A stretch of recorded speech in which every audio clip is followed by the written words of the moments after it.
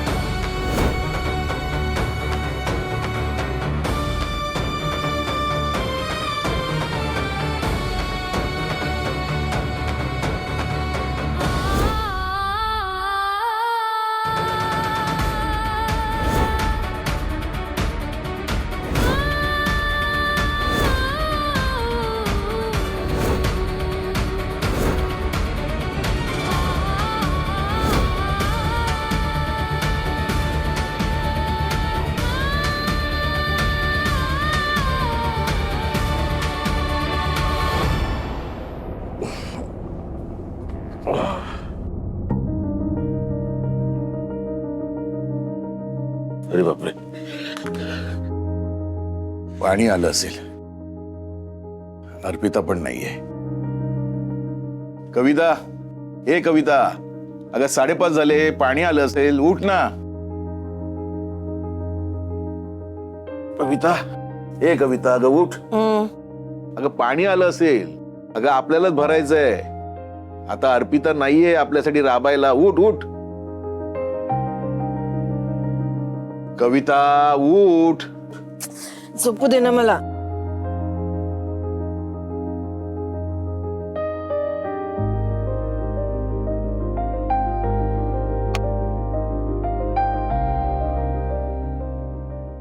काय डोळ्यावर उजेड येतोय ना. तो उजेड तुझ्या डोक्यात पडला असता ना तर फार बरं झालं असतं. तुम्ही काय पण बोला, मी नाही उठणार.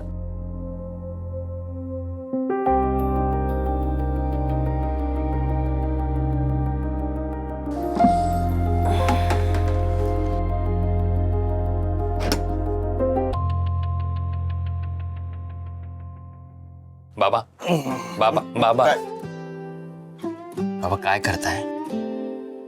तुमची तब्येत अजून बरी नाहीये. अरे कुणीतरी करायला हवं ना. मी भरतो पाणी.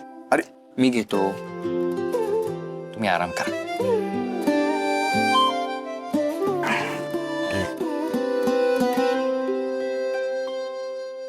अर्पिताची आठवण आली ना.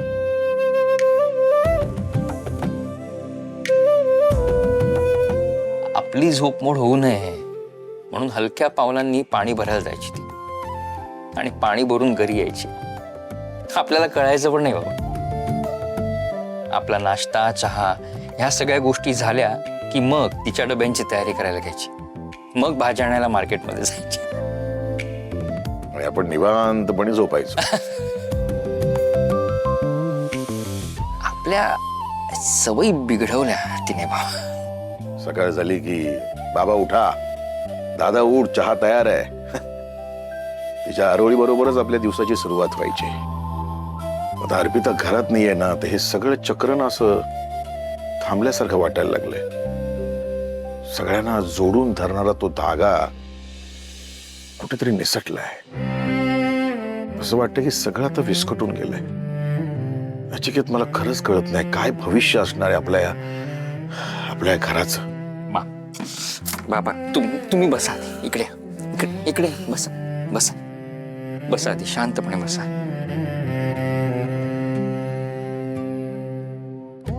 काहीही विस्कटलेलं नाहीये. आणि मी आहे ना. अहो माझी नोकरी आहे, छान चालू आहे, व्यवस्थित चालू आहे सगळं. हळूहळू सगळ्या गोष्टी मार्गी लागतील बाबा. आणि अर्पिता सासरी गेलीये म्हणजे आपल्याकडे येणार नाही असं नाहीये ना. ती येतच राहणार. हळूहळू आपल्या घराची घडी नीट बसेल. नका काळजी करू, आराम करा. आणि पाण्याचं आजपासून माझ्याकडे जा प्लीज. आराम करा.